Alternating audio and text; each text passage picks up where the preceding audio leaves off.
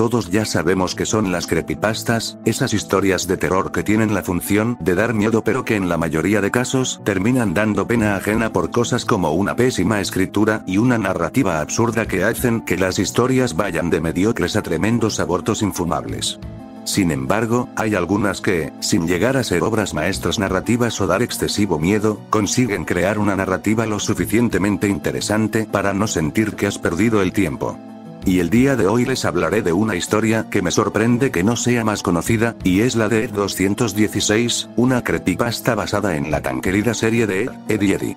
Primero narraré la historia y después daré una pequeña opinión sobre la creepypasta. Y ya saben, yo soy Darkuya, vuestro inspector de chuches y asesino de Jedis de confianza.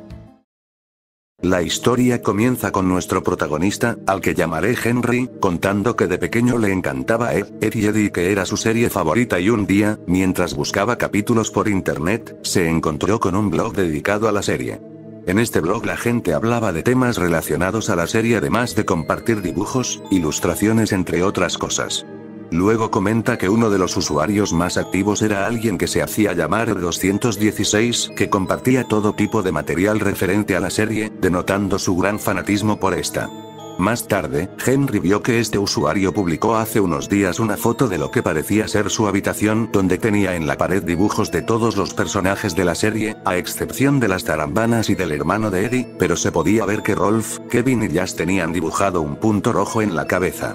La publicación iba acompañada con un mensaje de Ed 216, diciendo que ha terminado con Rolf y preguntando quién es el siguiente. Entonces Henry, confundido por el mensaje, entró en los comentarios de la publicación para ver qué decía la gente y todos estaban comentando diversos personajes, pero el más frecuente era Johnny. Un tiempo después, Ed 216 hizo una publicación diciendo que el próximo personaje será Johnny y que les da 6 meses para realizar algo que no especifica, pero que al parecer la gente sabía a qué se refería. Junto al mensaje había un montón de imágenes de Johnny, tanto dibujos como imágenes sacadas de la serie, y un archivo de clips de dicho personaje que se llamaba Johnny's Moments.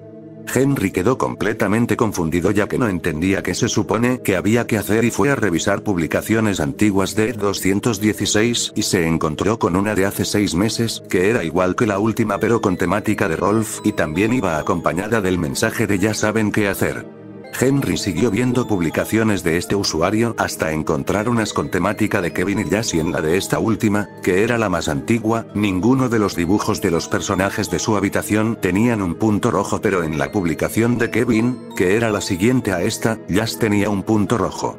Henry se dio cuenta de que dicho punto rojo indicaba el personaje que ganó las votaciones, pero no lograba entender por qué 216 hacía una especie de recopilación de material referente a un personaje de la serie cada 6 meses. Después, decidió ignorar todo eso y centrarse en el material de Johnny para tratar de ver si había algo interesante, y después de un rato, se dio cuenta de que en las imágenes y en los vídeos habían unos textos escondidos muy difíciles de ver, y en algunos casos había hasta que editar las imágenes para ver el mensaje, y apuntó en un blog de notas todas las pistas que encontraba. Henry comprendió que la dinámica consistía en encontrar pistas para algo, así que le preguntó directamente a Ed 216 en qué consistía exactamente la dinámica, pero nunca le respondió, por lo que pasó de todo esto y siguió con sus cosas. Tiempo después, mientras Henry limpiaba su PC, se encontró con los archivos subidos por Ed 216 y con el blog de notas que hizo, en el que llegó a apuntar un total de 10 pistas y todas terminaban con una P y un número, así que comenzó a ordenarlas del 1 al 10 solo para matar el tiempo, y se dio cuenta de que el plazo de 6 meses que dio Ed 216 iba a acabarse en unos pocos días, pero simplemente lo ignoró y siguió con lo suyo. El fin del plazo llegó y Henry no llegó a interpretar del todo las pistas, pero a último momento, se dio cuenta de que las pistas indicaban un número de vídeo y su tiempo, por lo que se puso a repasar todos los vídeos, tratando de encontrar algo, y se dio cuenta de que había un fotograma distinto al resto del vídeo, pero para pausar en el momento exacto, tuvo que usar un programa de edición. Al hacerlo, descubrió un pequeño carácter con una letra y un número, y el carácter de la última pista agregaba la terminación .onion, formando así el enlace a un vídeo. Dicho enlace llevaba ni más ni menos que a la putísima Deep Web, donde en el centro de la pantalla estaba la ventana de un vídeo en el que ponía que la transmisión había terminado.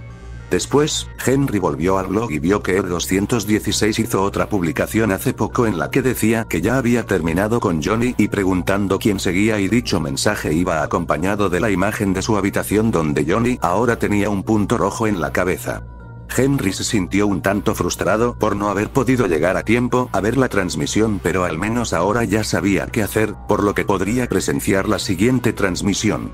Después, se puso a revisar los comentarios, y el personaje más mencionado era Sarah, seguido de D. Unos días después, Ed216 hizo una publicación anunciando que el siguiente personaje sería Sarah y diciendo que no le gustó que tanta gente votara a D ya que él iba a ser el último. También mencionaba que esto se estaba volviendo demasiado fácil y que les estaba dando demasiado tiempo, por lo que ahora solo iban a disponer de 3 meses para resolver las pistas que iban a ser mucho más difíciles. Junto al mensaje, adjuntó un montón de material relacionado con Sarah, y pese a que Henry ya sabía en qué consistía todo esto, las pistas eran extremadamente difíciles y confusas, pero consiguió encontrarlas todas en poco más de 2 meses, y cuando entró en el enlace, apareció el mensaje de que aún quedaba un mes para que empezara la transmisión. Henry había llegado demasiado pronto, así que siguió con sus cosas hasta que empezara la transmisión para ver qué era lo que sucedería. El día de la transmisión llegó y Henry entró justo cuando quedaban 2 minutos para que empezara y tuvo que esperar ansioso a que empezara. Cuando comenzó la transmisión, se podía ver a un chico con una máscara de cuero negra y una vestimenta común y corriente que felicitaba a todos los que habían sido capaces de llegar ahí y que como recompensa serían de los pocos en presenciar su acto. Se mantuvo en silencio unos segundos para después irse, dejando ver lo que había en el fondo. Había una chica atada con una camiseta rosa, pantalones azules y el pelo estaba horriblemente pintado de un fuerte color naranja, como si se lo hubieran teñido a la fuerza. Claramente se trataba de una especie de cosplay de Sarah, pero se podía ver que esa chica estaba sometida en contra de su voluntad. Un rato después, el chico que salió al inicio regresó con una vestimenta descuidada parecida a la de D y comenzó a gritar y golpear a la chica. La intensidad de los golpes se hacía cada vez mayor mientras la chica gritaba por ayuda, y el chico tomó un cuchillo de cocina y empezó a atacarla, empezando por el estómago para después continuar con los brazos y terminando con la cara. Después, el chico tomó los intestinos de la víctima y los enseñó a la cámara mientras en el chat de la transmisión la gente le pedía que enseñara distintas partes del cuerpo. Henry no pudo soportarlo más y se fue al baño para vomitar, pensando en lo que acababa de ver, e incluso estaba aterrado de volver a su ordenador para cerrar la pestaña. Después de un rato, ya no se escuchaban ruidos provenientes de su PC, lo que significaba que la transmisión había terminado. Henry estaba completamente traumatizado y no sabía si llamar a la policía y contar todo lo ocurrido u olvidarse del tema y tratar de bloquear el acontecimiento de su mente. Decidió hacer lo segundo y también evitó volver al blog de Ed216, además de no volver a visitar la página. Pasaron unos meses y Henry no podía dejar de pensar en lo que vio en aquella transmisión y en todas las personas que murieron de esa forma.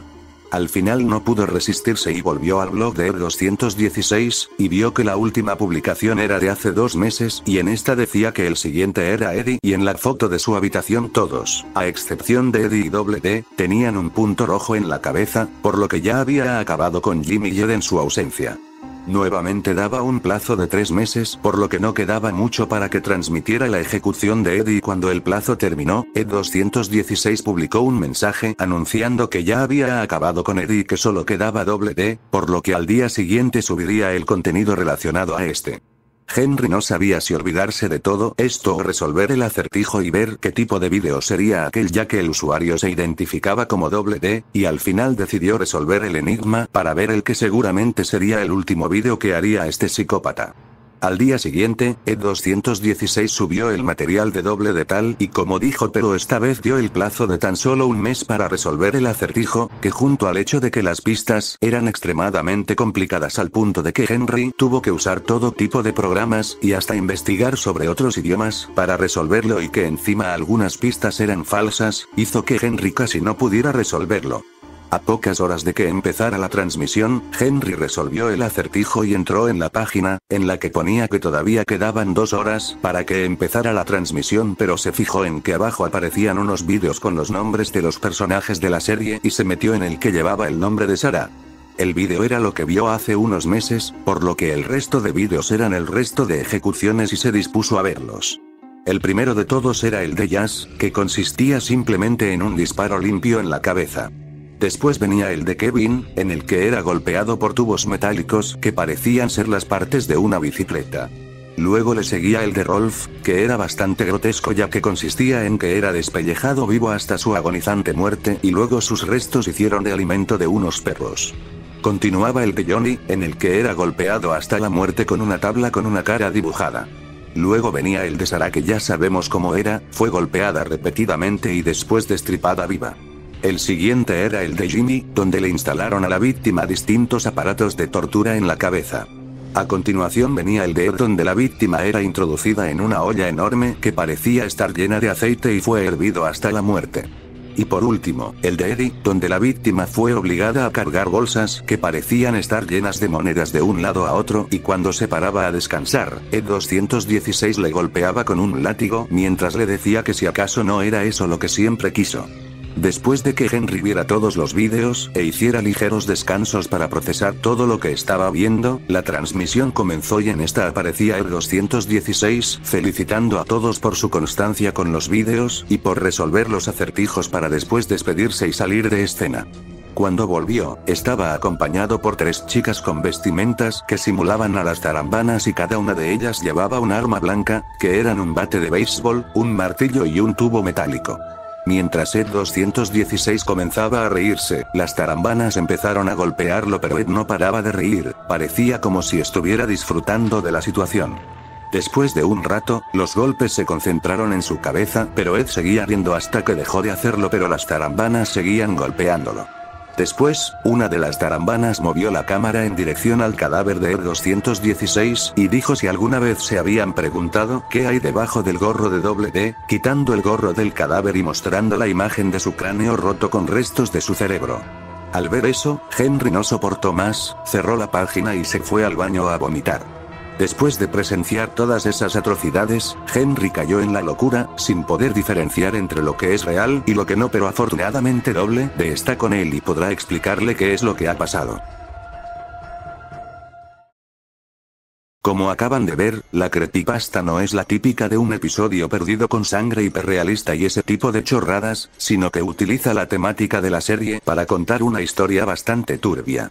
Empecemos hablando del protagonista, que a diferencia de la gran mayoría de creepypastas donde el personaje principal carece de inteligencia y al que se le puede aparecer el mismísimo Lucifer en la cara para luego decir que no le dio importancia, el de esta historia sí actúa de forma razonable y sí muestra un mínimo de inteligencia y la única cosa que hizo que podría verse como estúpida es que después de haber presenciado la transmisión donde asesinaban a alguien quisiera ver cómo iba a ser la última, pero esto se puede explicar por el hecho de que le causaba morbo el saber qué pasaría en esa última transmisión ya que el asesino mataba a gente que disfrazaba de los personajes de Ed y Eddie, y él al identificarse como Doble D le causaba intriga saber qué iría a hacer, aunque creo que era un tanto predecible que se iba a matar. Ahora yendo con el segundo protagonista de la historia, Ed 216, es sin lugar a dudas lo mejor de la historia. El hecho de que secuestre gente para disfrazarla de los personajes de la serie y matarlos en directo de formas horribles, incluyendo la suya propia, se me hace demasiado turbio.